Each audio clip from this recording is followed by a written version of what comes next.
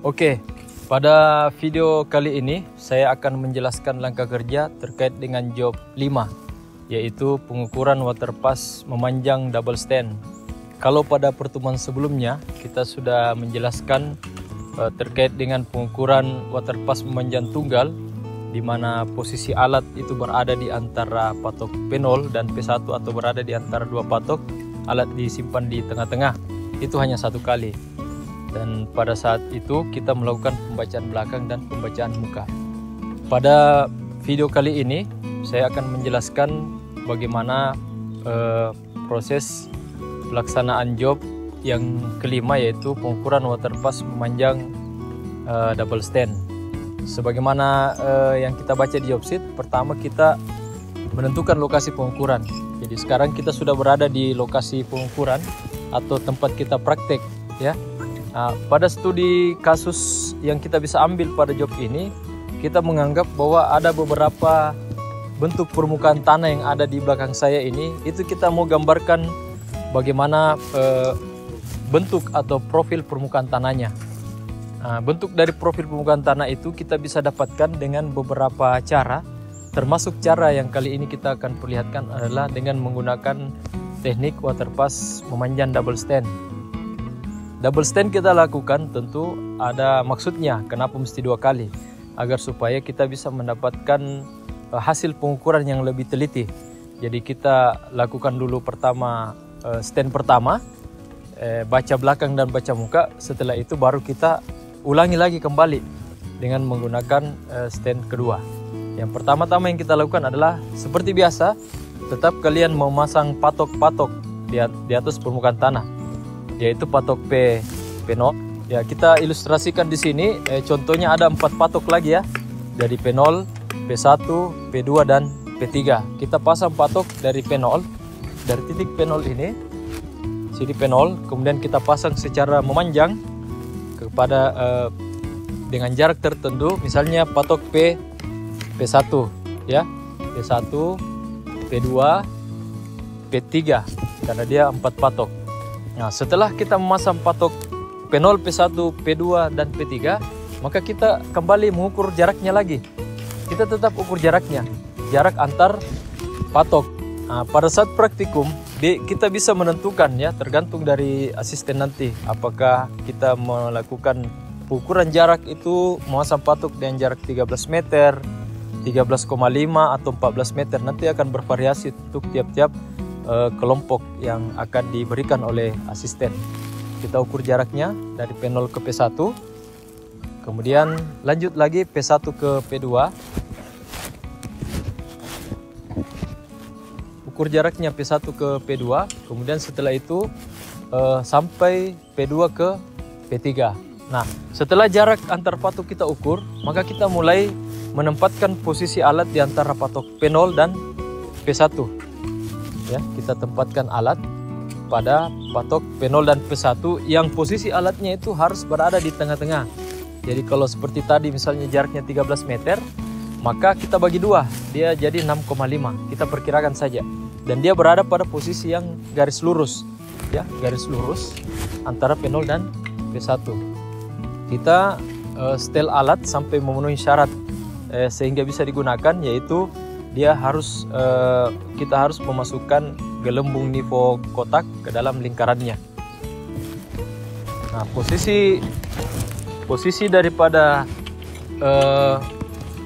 landasan statif itu harus rata ya, harus rata seperti ini, harus rata.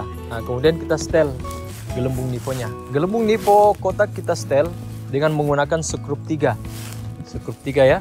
Dengan cara kita sejajarkan teropong pesawat ini dengan 2 skrup.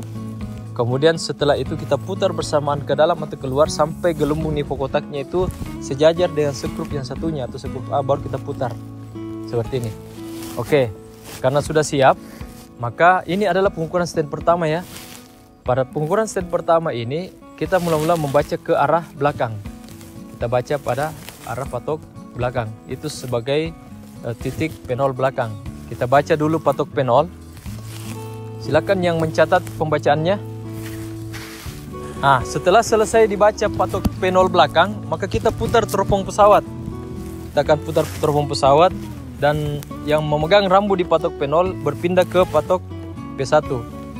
Ini tetap kita namakan sebagai pembacaan P1 muka. Pembacaan di patok P1 pada arah muka. Yang dilakukan tetap sama, yaitu membaca benang diafragma. Kita baca kembali berapa benang atas, benang tengah, dan benang bawah. Dan kita tulis pada tabel hasil pengukuran waterpass memanjang double stand untuk pembacaan stand pertama. Jadi ini baru stand pertama, ya. Nah, setelah stand pertama selesai kita baca, kita akan masuk ke stand kedua. Caranya itu stand kedua, alat kita pindahkan ke belakang atau ke depan, atau dinaikkan atau diturunkan, ya. Yang jelasnya posisi alat pada saat stand pertama itu berbeda dengan posisi alat pada stand kedua. Nah, pada stand kedua ini kita juga tetap melakukan penyetelan alat, ya. Begitu terus kita lakukan penyetelan alat terkait dengan gelembung nifo kotak. Kita masukkan kembali gelembung nifo kotak sebagai satu syarat sehingga alat itu bisa kita operasikan. Nah, setelah alat siap digunakan, kembali lagi ke P0, ya. Tetap kita baca lagi. Selalu yang kita baca adalah belakang. Setelah belakang baru muka. Jadi teropong pesawat kembali diarahkan ke titik P0 sebagai pembacaan belakang.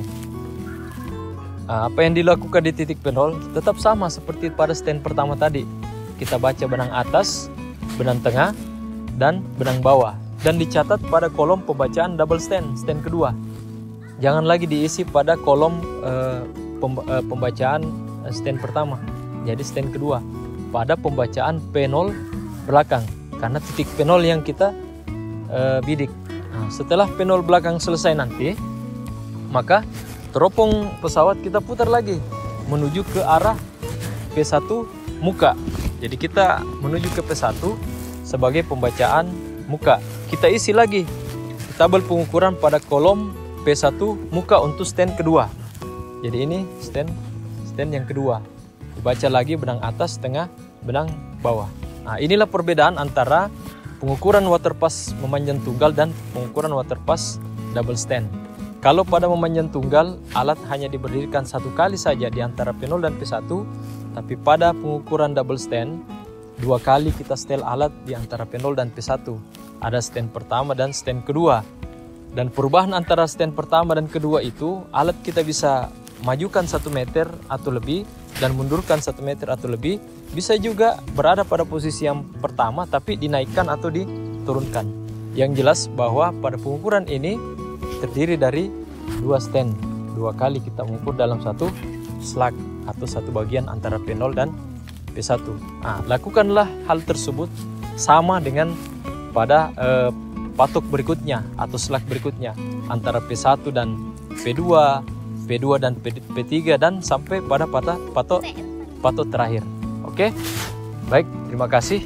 Demikianlah mungkin sekilas tentang langkah kerjanya untuk pengukuran waterpass memanjang double stand.